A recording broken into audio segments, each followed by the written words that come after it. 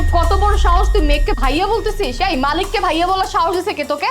চুপ, আর একটা কথা বলবো না। মেঘ, তুমি একটা ফকিন্নির বাচ্চার জন্য আমার গায়ে হাত তুললে?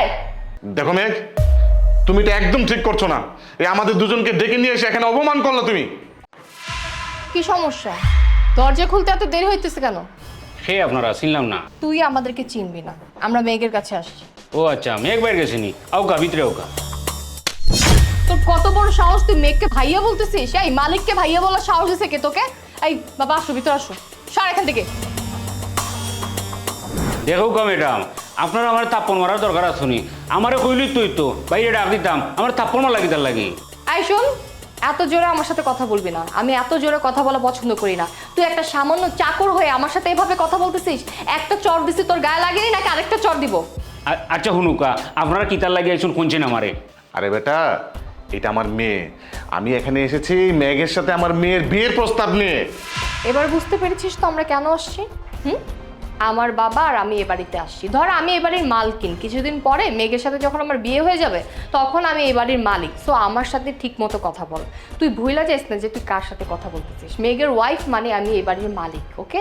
শোন, যা হয়েছে হয়েছে। তোর সাথে কথা বলে শুধু শুধু টাইম ওয়েস্ট করার মতো সময় আমার একদমই নেই। তুই একটা কাজ কর, তুই মেঘকে ডেকে নিয়ে আয়, যা। আচ্ছা আচ্ছা আচ্ছা, আপনার এখন বউকা ভাই একটু ব্যস্ত আছুন, কাম শেষ করি আপনারা খান্দা তাইবানি। এই ফকিন্নির বাচ্চা, একদম চালাকি করার চেষ্টা করবি না। তুই কি ভাবছিস? হ্যাঁ, তোর চালাকি আমি বুঝতেছি না? আমি অনেক বোকা? তোকে আমি একটা চর মারছি বলে তুই এখন আমাকে এখানে বসায় রাখবি? তোর মতো একটা চাকরের কথা শুনে আমার এখানে ওয়েট করতে হবে? সেটা কোনোদিনও সম্ভব না। তুই ভালো ভালো যে মেঘকে যে বল যে আমি আসছি আর আমার বাবা আসছে দেখা করার জন্য, যা। আচ্ছা হুনুকা, বাইরে আগে খাম শেষ হোক, তারপরে তাই নাইবা। এখন আমি ডাক্তার উঠতে পারতাম না। তোর কত বড় সাহস, তুই আমাকে না বলে দিস? তুই আমাকে না বলতেছিস? তোর অনেক সাহস হয়ে গেছে তাই না? তুই আমার মুখে মুখে তর্ক করতেছিস। তোকে একটা চর দিছি হয় নাই না? তোকে এখন যদি আমি না মারছি, না বেড়ে যদি এই বাড়ি থেকে বের না করছি, তাহলে আমার নামও সুমাইয়া না। তুই দেখ আমি তোকে কি করি। এই, কি হয়েছে? তুমি ওর গায়ে হাত তুলতে চাচ্ছ কেন? মেঘ, তুমি আসছো অনেক ভালো হয়েছে। দেখো, তোমার বাড়ির এই চাকরটা একে তো তোমাকে ভাইয়া বলে ডাকতেছে, তোমার নাম ধরে ডাকতেছে, তার মধ্যে আমার সাথে উল্টাপাল্টা কথা বলতেছে, বাজে আচরণ করতেছে। আমাকে বলতেছে তুমি নাকি অনেক বিজি আছো, তোমার সাথে নাকি আমি কথা বলতে পারবো না। ছোট লোক মানে? মুখ সামলে কথা বলো। এই সবুজ, কি হয়েছে? দেখো গো ভাই সাহেব, আমার আব্বা আপনারা না হারা জীবন কাজ করছেন। আমি নিজে দেখছি আর ছোটো থেকে আপনারা এনে বড় হয়েছি। আমি আপনার ভাইয়ের মতন সারা জীবন সম্মান। আপনি একদিন আমার কইছেন না নি ভাই স্যার আমারে কিচ্ছু কইবে না। আর তাই তাই দেখো গাইয়া আমার গালও লাল করে লইছেন। তারপরে আমি কোন আপনারা কিতার লাগে আমি সার ডাকি না, ওটা ডাকি না, ওটা ডাকি না। আর তাই যে খারাপ ব্যবহার করছেন, আমি আমার জীবনে এলা খারাপ ব্যবহার করি না। আপনার বাড়িতে আজকে 15-16 বছর ধরে থাকলাম।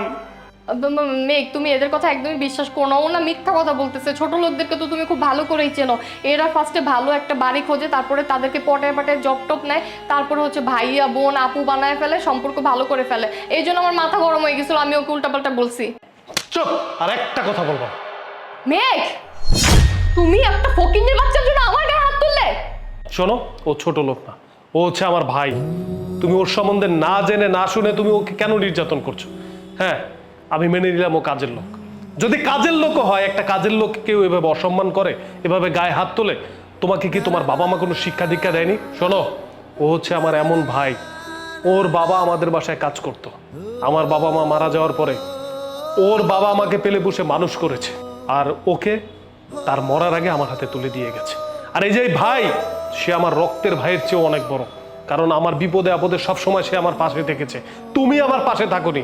শোনো, যে মেয়ে বিনা কারণে মানুষের গায়ে হাত তুলতে পারে, এরকম কোনো মেয়ের সাথে আমার কোনো সম্পর্ক থাকতে পারে না, আর তাকে আমি কোনোভাবেই বিয়ে করব না। মেঘ, মেঘ, আমি বুঝতে পারছি আমার ভুল হয়ে গেছে। আসলে আমি জানতাম না যে তুমি ওকে এত ভালোবাসো। আমি যদি জানতাম, বিশ্বাস করো, আমি এরকম আচরণ করতাম না। আমি আর আমার বাবা অনেক আশা নিয়ে আসছি। প্লিজ তুমি আমার সাথে রিলেশনটা ভেস্তে দিও না। আমি তোমাকে বিয়ে করতে চাই, প্লিজ তুমি আমাকে বিয়ে করো। বাবা তুমি কিছু বলো।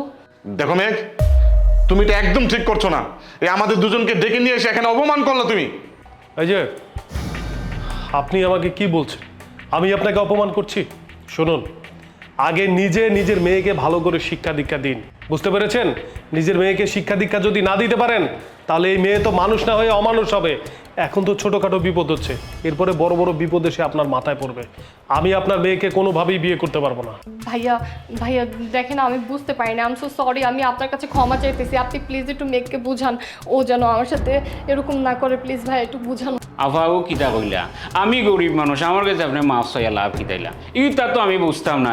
বাইয়ে বুঝবা বাইরের বিষয়, বাইরের কাছে আপনি মাফ চাওক, আমার কাছে মাফ চাইয়া লাভ নাই। তাই যদি মানি নেই তো আমার কোনো সমস্যা নাই। পয়সা আমি কিতা কইতাম, আমার এটা বেরেঙ্কালি বেদালে বলাই না কেন। মেঘ প্লিজ তুমি আমাকে এভাবে তাড়া দিও না, প্লিজ মেঘ শোনো, আমার ভুল হয়ে গেছে, একটা সুযোগ দাও তুমি আমাকে। সবুজ, আমার আর কিছু বলার নেই। তুই একটা কাজ কর, যেহেতু বাসায় মেহমান এসেছেন, মেহমানকে পানি না খাইয়ে বাসা থেকে যেতে দিতে হয় না। পানি খাইয়ে রাস্তাটা দেখিয়ে দে, যাওয়ার রাস্তাটা।